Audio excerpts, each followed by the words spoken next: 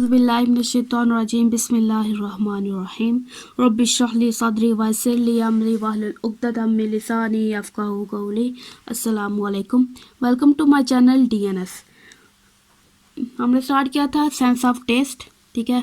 पहले पार्ट में हमने ये तीनों चीज़ें पढ़ ली। अब हम इंशाल्लाह इस वीडियो में कोशिश करेंगे कि ये तीनों के तीनों पार्ट्स हमारे क्लियर हो जाएं। तो शुरू करते हैं जी पेपिला से।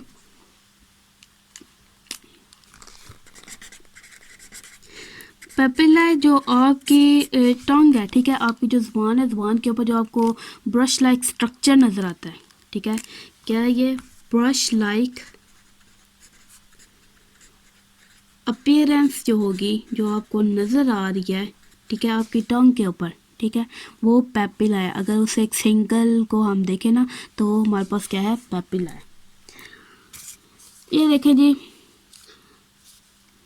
ये हमारी टंग है, ठीक है, हमारी ज़ुबान है, इसके ऊपर पेपिला मौजूद है, ठीक है, ये सारे के सारे पेपिला मौजूद हैं। अब पेपिला है जो इनकी आगे से चार मुख्तलिफ टाइप्स होती हैं, ठीक है, तो वो पहले देख लेते हैं जी इसकी टाइप्स। कितने टाइप्स है जी, चार इकसाम है जी। पहली है जी सिरकुम्वैलेट, पहली सिरकुम्वैलेट, ठीक है। ये नाम क्यों है ये भी हम देखते हैं साथ में है जी हमारे पास फिलीफॉर्म,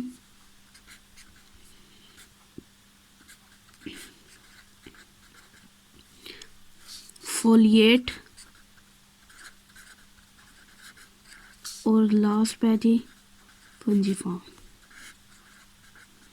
अब ये चार जो टाइप्स हैं ये इनकी लोकेशन और इनके स्ट्रक्चर की वजह से, ठीक है। सबसे पहले सर्कुमवैलेट है जो इसके अंदर आप देखें ये राउंड शेप्ड है, ठीक है, राउंड शेप्ड होंगे, एक मिनट, राउंड शेप्ड है। और ये देखो ये यहाँ पर देखें ये कैसे हैं, राउंड शेप्ड, स्ट्रक्चर इनका राउंड होगा, ठीक है, और ये वी शेप्ड में वैलेट, ये वी शेप्ड में अरेंज होते हैं, ठीक है। ये देखें ये टंग के ऊपर ये इस तरह से वी शेप में अरेंज है, ठीक है, तो ये थोड़े बड़े भी होंगे, बाकियों से ज़्यादा बड़े होते हैं। और ये एक इंसान के अंदर इनकी जो तादाद है वो 8 to 12 है, ठीक है, 8 से 12 मौजूद होंगे एक इंसान में, ठीक है। अब आगे देखें जी ये कौन सी राउंड है और लोकेशन क्या है, पोस्टीरियर टंग पे, ठीक है, मीन्स पोस्टीरियर कहते हैं पीछे वाले को, ठीक है, तो ये इसका पीछे वाला जो हिस्सा है वहाँ पर मौजूद है सर्कुमवैलेट। उसके बाद है फिलीफॉर्म, ये जो सेंटर में है, ठीक है, ज़ुबान के बिल्कुल सेंटर में ये फिलीफॉर्म मौजूद होते हैं। और ये थ्रेड लाइक स्ट्रक्चर होगा इनका, थ्रेड लाइक। फोलिएट मीन्स ये लीव्स की तरह इनका स्ट्रक्चर होगा, ठीक है। फंजीफॉर्म इनका स्ट्रक्चर मशरूम की तरह होगा, ठीक है।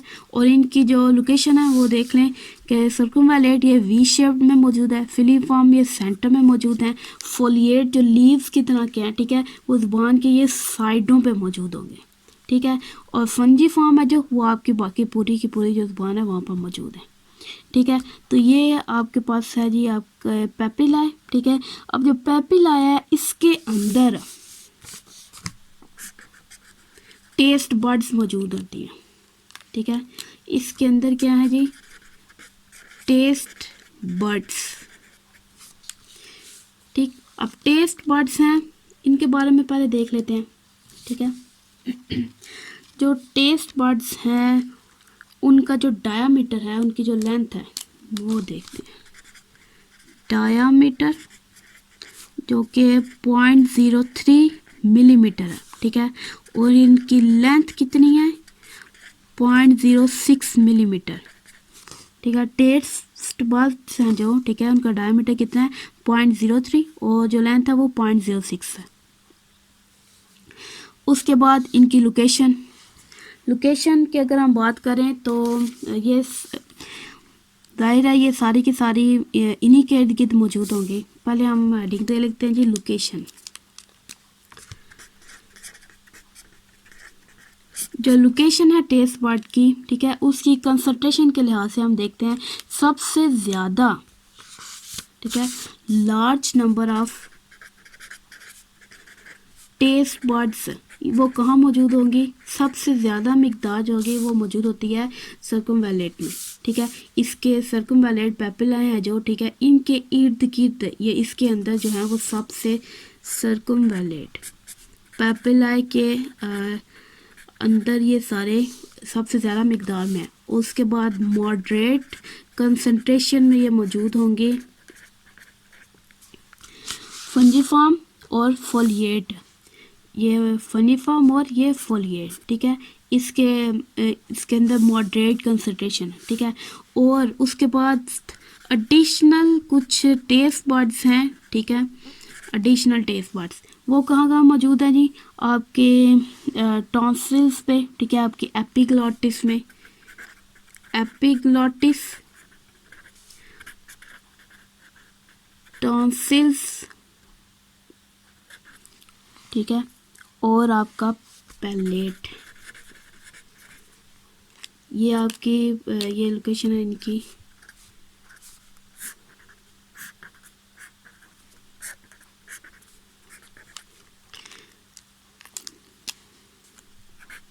फोलिएट और फंजीफॉर्म, ये टेस्ट बर्ड्स की लोकेशन। अब इनका नंबर अडल्ट्स के अंदर ज़ाहिर नंबर ज़्यादा होगा। ठीक है, अडल्ट्स में जो इनका नंबर है टेस्ट बर्ड्स का, ठीक है, वो 3000 टू 10,000 तक है। ठीक है, अडल्ट्स के अंदर। और चिल्ड्रंस जो बच्चे हैं, ठीक है, उनके अंदर अडल्ट से भी ज़्यादा होगा। ठीक है, और आगे देखेंगे जो ओल्ड एज है, ठीक है, 45 साल के बाद 45 इयर्स के बाद क्या होगा कि जो टेस्ट बर्ड्स हैं ये डीजनरेट होना शुरू हो जाती हैं। ठीक है, डीजनरेट होगी तो उनके जो बूढ़े हैं, ठीक है, उनकी जो टेस्ट सेंसिटिविटी है वो लो हो जाएगी। ठीक है, टेस्ट बर्ड डीजनरेट और उससे क्या होगा, टेस्ट सेंसिटिविटी वो भी लो हो जाएगी। ये इंक्रीज होगा डीजनरेशन और ये डिक्रीज हो जाएगी। ठीक है, तो ये है हमारे पास, ये इसके नंबर, ये लोकेशन होगी, नंबर हो गया। अब लास्ट है जो हमारे पास इसकी स्पेसिफिसिटी, फिर उसके बाद हम इसका स्ट्रक्चर देखेंगे। स्पेसिफिसिटी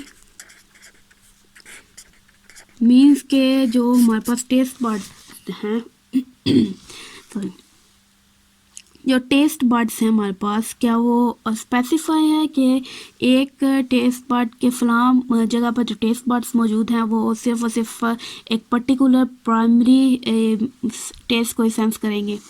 तो उसमें है कि जब लो कंसंट्रेशन में फूड होगा, ठीक है, जब फूड की कंसंट्रेशन लो होगी, लो कंसंट्रेशन ऑफ फूड या फिर हाई कंसंट्रेशन ऑफ फूड, ये दो हमारे पास सिचुएशंस है। ठीक है, लो कंसंट्रेशन में क्या होगा कि सारे जो टेस्ट बर्ड्स हैं, ठीक है, वो स्पेसिफिकली जो है वो रिएक्ट करेंगे, स्टिमुलेट होंगे। ठीक है, ईच टेस्ट बर्ड लिख लेते हैं जी, each taste bud respond to specific primary taste।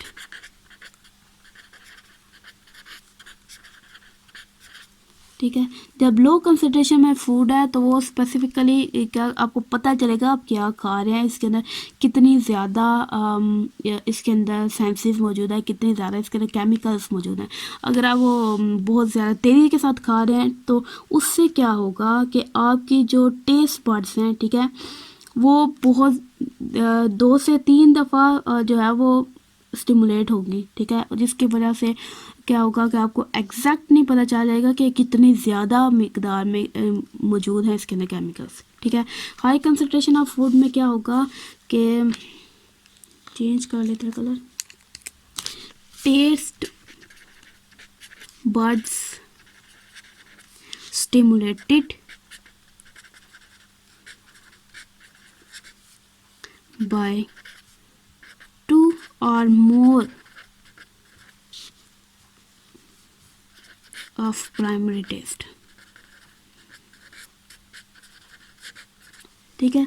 एक ही वक्त में वो 2 से ज़्यादा प्राइमरी टेस्ट यानी कि बहुत ज़्यादा केमिकल्स की वजह से क्या होगा वो स्टिमुलेट होती रहेगी। ये इसकी स्पेसिफिसिटी है कि लो कंसंट्रेशन में जो खाना बिल्कुल आराम आराम से खाते हैं उनको पता होता है कि इसके अंदर कितनी माइन्यूट मिकदार में भी अगर उसके अंदर मौजूद है केमिकल्स, ठीक है, तो वो उसको भी पहचान लेंगे, ठीक है। अगर आप वो कहते हैं अफरा तफरी में खा रहे हैं तो आपको नहीं पता चलेगा सही तरह से कि इसके अंदर कितने ज़्यादा केमिकल्स मौजूद हैं, ठीक है। उसके बाद है जी हमारे पास स्ट्रक्चर, ठीक है। स्ट्रक्चर में आ जाते हैं जो टेस्ट बड है, ठीक है, इधर ही कर लेते हैं, थोड़ा सा ही है। स्ट्रक्चर है जो टेस्ट बड है, ठीक है, देखते हैं जी। टेस्ट बड है, उसकी कंपोजिशन क्या है जी, उसके अंदर 50 मॉडिफाइड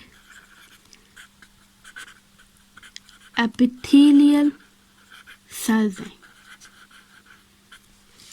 ठीक है। 50 मॉडिफाइड एपिथेलियल सेल्स हैं। अब ये एपिथेलियल सेल्स हैं जो ये आगे से 2 टाइप्स के होंगे। एक है जी हमारे पास एक है हमारे पास सस्टेंकुलर सेल्स, ठीक है, सस्टेंकुलर सेल्स, ये सेल्स जो हैं ये सपोर्टिंग सेल्स हैं, सपोर्ट करेंगे स्ट्रक्चर को, ये जो टेस्ट बड का स्ट्रक्चर है, ठीक है, इसको सपोर्ट करेंगे। और दूसरे जो हैं वो टेस्ट सेल्स हैं, टेस्ट सेल्स, ठीक है। अब टेस्ट सेल्स हैं जो उनकी एज के लिहाज से वो 2 टाइप्स के हैं। एक है जी यंग जो सेल्स हैं, ठीक है, और दूसरे हैं जी मैच्योर। जो मैच्योर होंगे वो सेंटर में मौजूद होंगे, ठीक है, और जो यंग है वो बाकी इर्द गिर्द मौजूद होंगे। अब ये यंग और मैच्योर का फ़र्क क्यों है, वो इस वजह से कि जो हमारे पास टेस्ट सेल्स हैं, ठीक है, वो माइटोसिस के ज़रिए रिप्लेस होते रहते हैं, ठीक है।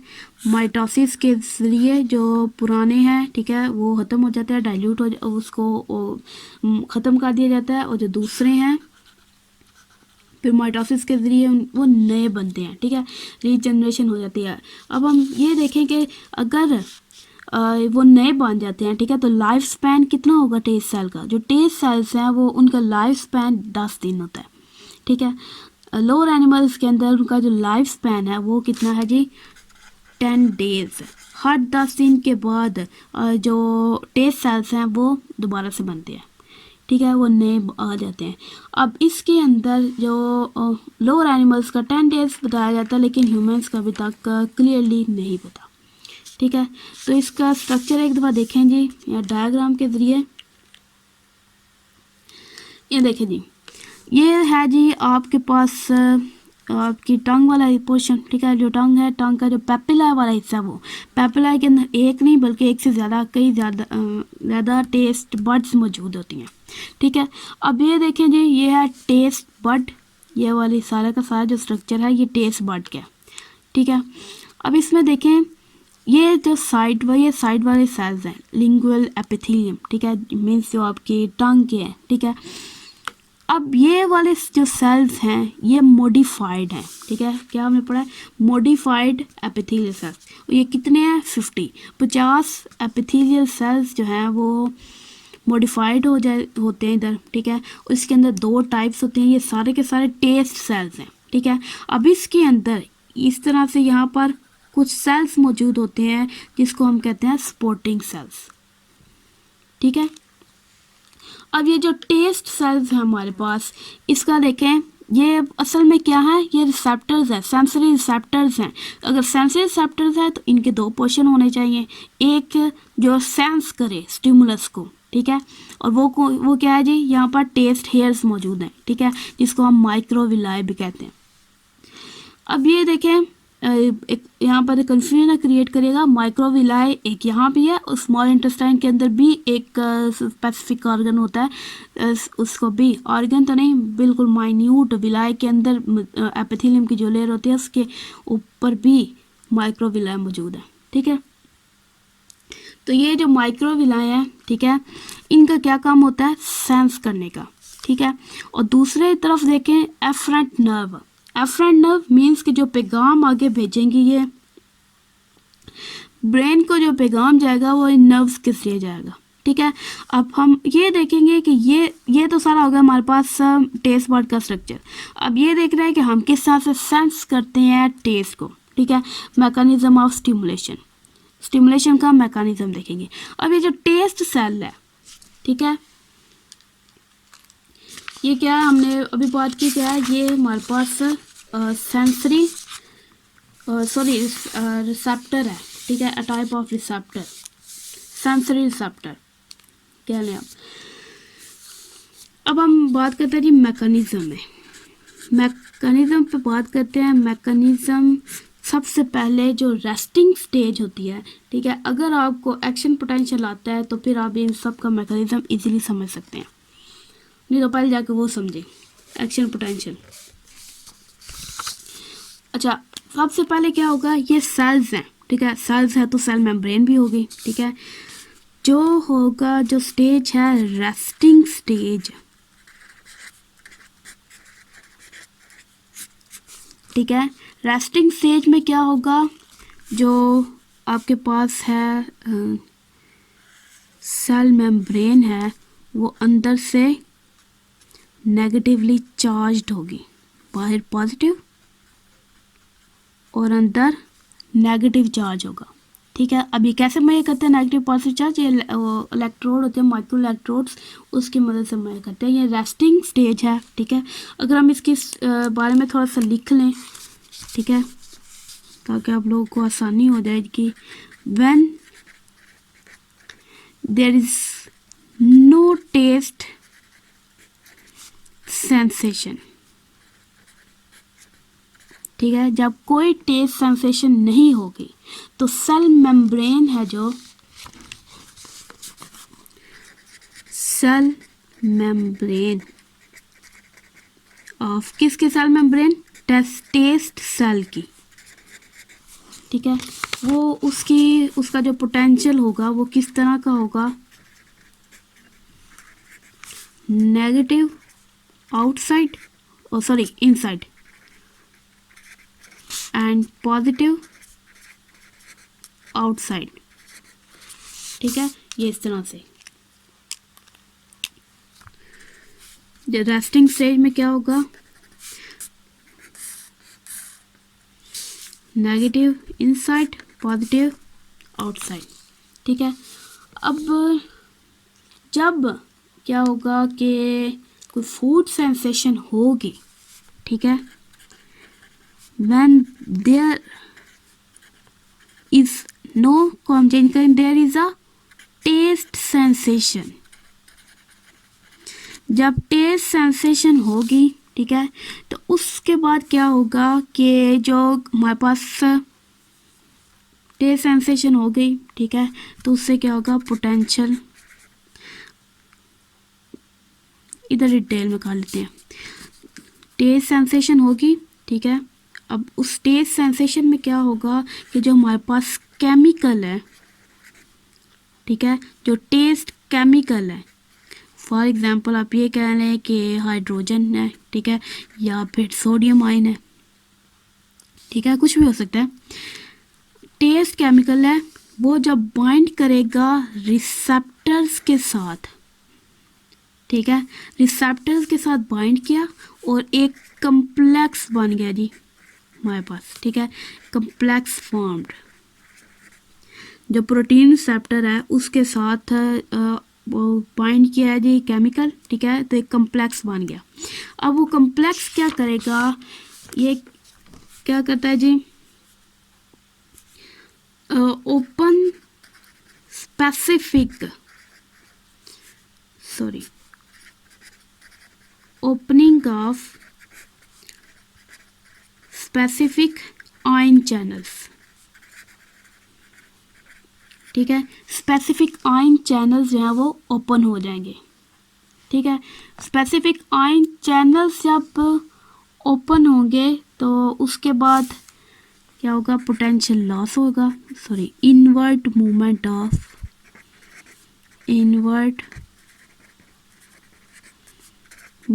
ऑफ आयंस ऑफ केटाइंस,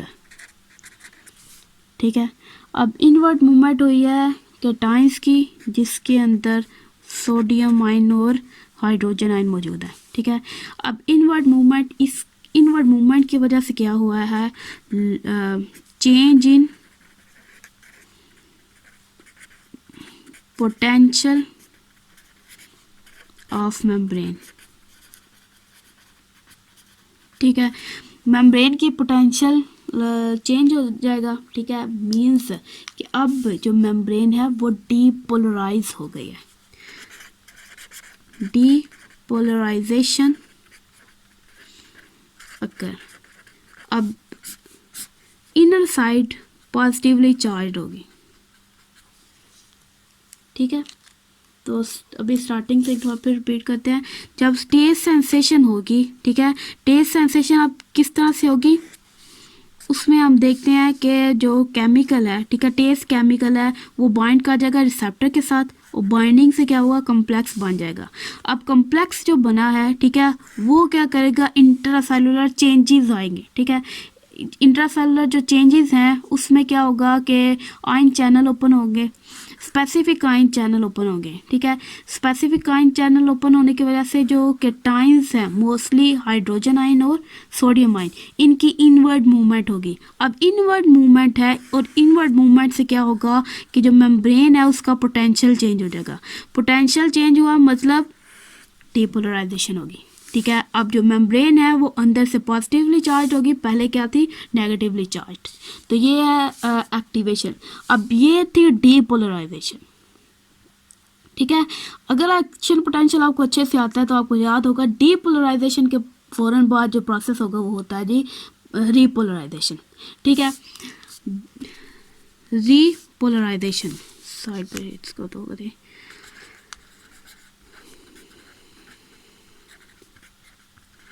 और इसी तरह से एक्शन पोटेंशियल जनरेट होगा, ठीक है। और एक्शन जो नर्व इम्पल्स है वो एक जो हमारे पास टेस्ट बर्ड्स हैं, ठीक है, उनकी एफरेंट नर्व से होते हुए हमारे ब्रेन तक पहुंच जाएगी, ठीक है। अगर हम यहाँ पे देखें action potential, what is action potential, simply it is a wave of depolarization and repolarization,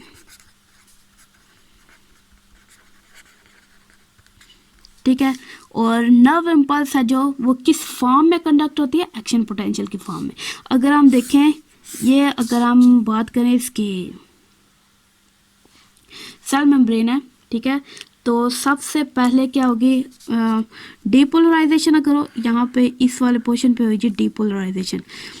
अब डीपोलराइजेशन आगे निकल जाएगी और ये रीपोलराइजेशन हो जाती है। ठीक है, ये इस तरह से ये मूव करते रहते हैं, आयंस की कंसंट्रेशन मूव करती है। ठीक है, इनवर्ड मूवमेंट होगी पहले, ठीक है, जिसकी वजह से क्या होगा, वो चेंज हो जाएगा पोटेंशियल।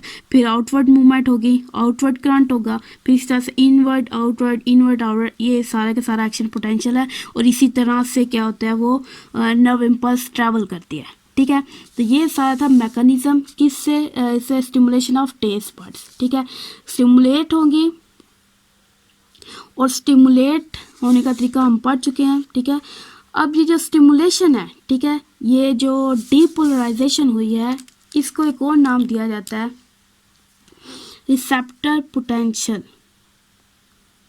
For taste. डीपोलराइजेशन इसको क्या दिया जाता है, रिसेप्टर